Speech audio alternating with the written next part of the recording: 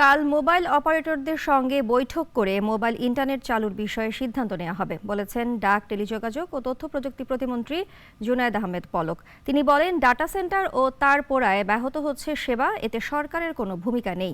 জয়ন্ত কর্মকার report. কোটা সংস্কার আন্দোলন ঘিরে সহিংসতায় রাজধানীর মহাখালীতে খাজা টাওয়ারের ডেটা সেন্টারে ব্রডব্যান্ড ইন্টারনেটের অপটিক্যাল ফাইবারেও দেয়া হয় আগুন। এরপর থেকেই ব্যাহত রয়েছে ইন্টারনেট সেবা।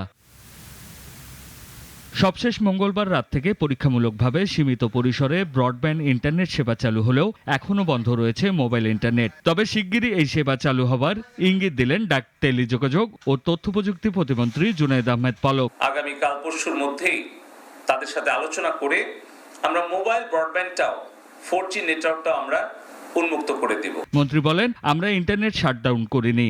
ইন্টারনেট বন্ধ হয়ে গিয়েছিল অধিকাংশ জায়গায় যখন এই ডেটা সেন্টার 3টা নন ফাংশনাল হয়েছে। পলক বলেন, মোবাইল ইন্টারনেট বন্ধ থাকায় টেলিকম খাতে 500 কোটি টাকা এবং সব মিলিয়ে 1000 কোটি টাকার ক্ষতি হয়েছে। প্রতিরোধ গড়ে তুলতে হবে। জয়ন্ত কর্মকার, নাগরিক, ঢাকা। ওয়ালটন ফ্রিজ কিনে অনেকের মতো আপনিও হয়ে যেতে পারেন মিলেনিয়াল। সেরা পণ্যের সেরা অফার।